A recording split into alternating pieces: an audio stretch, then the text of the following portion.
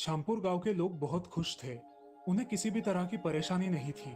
उस गांव के बाहर एक घना जंगल था, जिस जंगल में कोई नहीं जाया करता था, क्योंकि गांव वालों का मानना था कि उस जंगल में भूत है। इसी वजह से गांव के सारे लोग अपने काम दोपहर तक पूरे कर लेते थे और शाम होने से पहले ही घर लौट आते थे। उस जंगल में एक चुड़ैल रहा करती थी। बहुत दिनों से उसे कोई शिकार नहीं मिला था और इसी वजह से अब वो गांव आने लगी थी। ऐसे ही एक रात को वो चुड़ैल गांव में आती है और एक घर का दरवाजा ठकठकाती है। हाय रे दैया, इतनी रात के कौन आया है? अजी सुनते हो? कौन होगा इतनी रात गए दरवाजे पर? अरे दरवाजा खोलोगी तो पता चलेगा ना।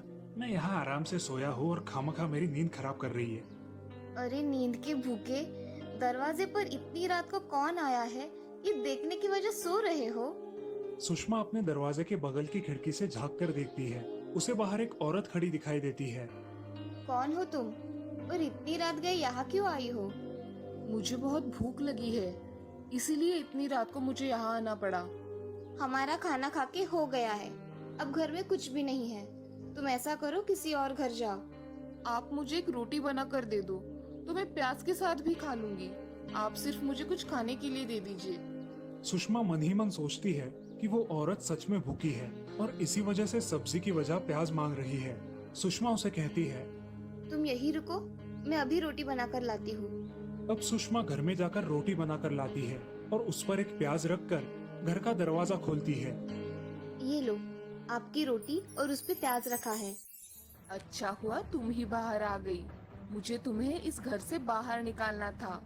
अरे छोड़ रे कलमुही डायन, मैंने तुम्हारा क्या बिगाड़ा है? छोड़ मुझे। मैं कितने दिनों से भूखी हूँ, अच्छा हुआ तुम मिल गई मुझे। अरे छोड़ नासपिटी। चुड़ैल उसकी आंखों में देखकर उसकी आत्मा को अपने वश में कर लेती है। अब सुषमा भी एक चुड़ैल बन जाती है। वो बेहोश होकर जमीन पर गिर जाती है। अगले दिन सुषमा एक खंजर लेकर अपने पति को मारने की कोशिश करती है। अरे क्या कर रही हो मेरी जाना, वो खंजर बाजू में रख दो। मैं तेरी कोई जाना वाना नहीं हूँ, मैं मेरी मालिक का हुक्म ही मानती हूँ। सुषमा उसे छोड़ देती है और शाम घर से भाग जाता है। उसी रात चुड़ैल फिर से गांव में आती है और इस बार गांव के राघव के घर का दरवाजा खटखटाती है। अरे कौन है? इतनी रात हो गई है, कौन आया है? अजी सुनते हो? दरवाजे पे कोई है। इतनी रात को कौन हो सकता है? राघव खिड़की से देखता है तो उसे दरवाजे के बाहर एक औरत खड़ी दिखाई देती है। आप कौन हो और यहाँ इतनी रात को क्यों आई हो? मुझे बहुत जोर से भूख लगी है, इसलिए खाना मांगने आई हूँ। मुझे एक रोटी दे दो। अरे जानकी, रोटी है क्या घर में? इन्हें भूख लगी है, जरा दो तो। अरे बहन जी, मेरे घर में रोटी है मगर सब्जी कुछ भी नहीं है। आप सिर्फ रोटी और प्याज दे दो, मैं इससे काम चला लूंगी। अब जानकी एक रोटी पर प्याज काट कर लाती है और चुड़ैल को देने के लिए दरवाजा खोलती है। चुड़ैल को देखकर जानकी चिल्लाती है, मगर चुड़ैल उसे भी अपने वश में कर लेती है। अब जानकी चुपचाप जाकर अपने घर में सो जाती है। अगले दिन शाम सरपंच जी के यहाँ जाता है। सरपंच जी प्रणाम, मेरी पत्नी चुड़ैल बन गई है और वो मुझे मारना चाहती है। मैं जैसे तैसे वहां से भाग आया हूँ। वो बोलती है कि उसे उसके मालकिन ने बताया है कि लोगों को मार डाल। अब मैं क्या करूँ सरपंच जी? शाम, इस विषय में सोचकर निर्णय लेना होगा, वरना लेने के देने पड़ जाएंगे। थोड़ा संयम रखो, बाद में देखते हैं, ठीक है? जी सरपंच जी। शाम वहां से चला जाता है। उसी दिन राघव के घर में उसकी पत्नी उसे भी मारने की कोशिश करने लगती है। अरे क्या कर रही हो भाग्यवान? ऐसा कोई करता है क्या अपने पति के साथ? अरे कौन सा पति? किसका पति? तू मेरा कोई नहीं है। मैं सिर्फ मेरे मालकिन के आदेश का पालन करूंगी। अब मैं तुझे मार डालूंगी। राघव उसका ये डरावना रूप देखकर बहुत डर जाता है और अपने घर से भागकर सीधे सरपंच जी के यहाँ जाता है। सरपंच जी, मुझे बचाइए, मेरी बीवी मुझे मार डालेगी। अरे ये क्या बोल रहा है राघव, पागल हो गया क्या? आ, जरा बैठकर बात करते हैं। सरपंच जी, हमारे घर पर कल रात को एक औरत रोटी मांगने आई थी। मेरी पत्नी ने उसे रोटी दी और सुबह होने के बाद मेरी पत्नी का रवैया अलग ही हो गया। अब वो मुझे मारना चाहती है और कहती है कि उसे उसके मालकिन ने बताया है। मुझे कुछ समझ नहीं आ रहा। अच्छा तो ये बात है, यही बात शाम के भी साथ हुई है, यानी उन दोनों को चुड़ैल ने अपने वश में कर लिया है। अब मैं बताता हूँ, वैसे ही सारे लोग करना और ये बात सारे गांव में फैला दो, मगर उन दोनों को नहीं पता चलनी चाहिए। जी सरपंच जी, समझ गया। हरिया, तुम्हें समझ आ गया मैं क्या बोल रहा हूँ? तुम्हें मैंने बताया वैसे ही करना है। जी सरपंच जी, आप जैसा बोलोगे वैसा ही होगा। अगले दिन हरिया एक दूसरे घर में चला जाता है।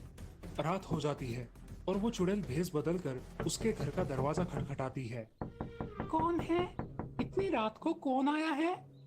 जी मुझे बहुत भूख लगी है, क्या आप मुझे खाना दोगी? जी हाँ, मगर मेरे घर में सिर्फ रोटी है, सब्जी कुछ नहीं है। आप मुझे रोटी और प्याज दे दो, मुझे चलेगा। तब हरिया एक रोटी पर प्याज डालकर लाता है और दरवाजा खोलता है। बाहर उसे एक औरत खड़ी दिखाई देती है जो कि अब एक चुड़ैल में परिवर्तित हो जाती है। चुड़ैल हरिया को वश में करने के लिए उसकी आंखों में देखती है, मगर हरिया पर उसका कोई परिणाम नहीं होता। ऐसा कैसे हो सकता है? मेरा जादू क्यों नहीं चल रहा? क्या हुआ है? हरिया अपना पल्लू उठाकर चुड़ैल से कहता है, अरे ओ चुड़ैल रानी, तुम्हारा असर यहाँ पर नहीं चलेगा। मैं तो मर्द हूँ, औरत नहीं। अब क्या करेगी तू? और उसी वक्त सारे गांव वाले मशाले लेकर वहां आते हैं और चुड़ैल पर हमला बोल देते हैं। चुड़ैल पर हमला होते ही जानकी और सुषमा उसे बचाने के लिए आती है। अरे ओ कलमुहो, मेरी मालकिन को मारने से पहले तुम्हें मुझे मारना होगा।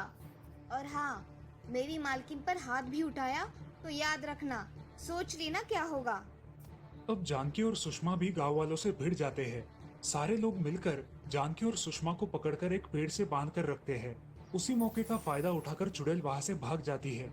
अब गांव वाले बहुत परेशान हो जाते हैं और आगे क्या करना है इसके बारे में सोचने लगते हैं। इस जानकी और सुषमा को हम जला डालेंगे। अरे उन पर चुड़ैल का साया है, वो साया निकल गया ना कि वो फिर से पहले जैसी हो जाएगी। राघव भाई साहब सही कह रहे हैं, वो हमारी बीवियां है। उन पर से चुड़ैल का साया निकल जाने के बाद वो आम इंसान बन जाएगी।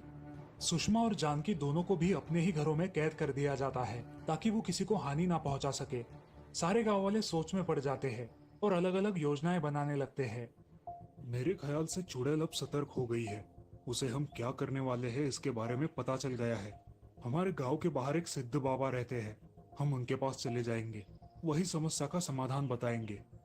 अब सरपंच जी और सारे गांव वाले बाबा के पास चले जाते हैं। क्या हुआ है सरपंच जी, आपका ऐसे अचानक आना हुआ? बाबा विपदा ही ऐसी है कि कुछ समझ नहीं आ रहा, जरा विस्तार से बताओ बेटा। सरपंच जी सारी कहानी बाबा को बताते हैं और उनसे इस पर कुछ उपाय पूछते हैं।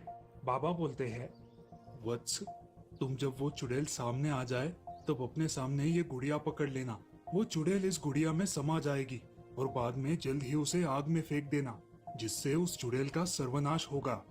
जी बाबा, हम समझ गए, मगर ये काम सिर्फ एक औरत को ही करना पड़ेगा। ठीक है बाबा, आपका बहुत बहुत धन्यवाद। अब सारे गांव वाले गांव में लौट आते हैं और उस चुड़ैल को मारने के बारे में सोचने लगते हैं। तभी उस गांव की एक औरत सगुना सामने आती है और वो काम करने की इच्छा दर्शाती है। इसमें खतरा है बेटी। अरे सरपंच जी, अपने गांव के लिए मैं इतना नहीं कर सकती। मैं ही ये काम करूंगी और उसे मार डालूंगी। ठीक है सगुना, तुम्हें ये काम दिया जाता है। अब सगुना रात होने का इंतजार करती है। रात होते ही वो चुड़ैल आती है और सगुना के घर का दरवाजा खटखटाती है। सगुना खिड़की से ही उससे बात करती है। मैं भूखी हूँ, मुझे कुछ खाना दे दो। एक रोटी ही दे दो, मगर जल्दी दे दो, बहुत भूख लगी है। जी अभी लाती हूँ।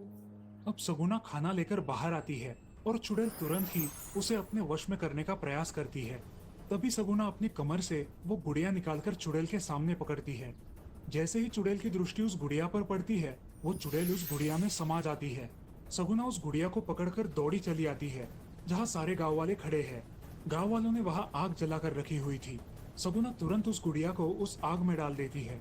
गुड़िया आग में डालते ही वो जलकर राख हो जाती है और उसके साथ साथ वो चुड़ैल मर जाती है। सुषमा और जानकी भी उस चुड़ैल के चंगुल से मुक्त हो जाती है।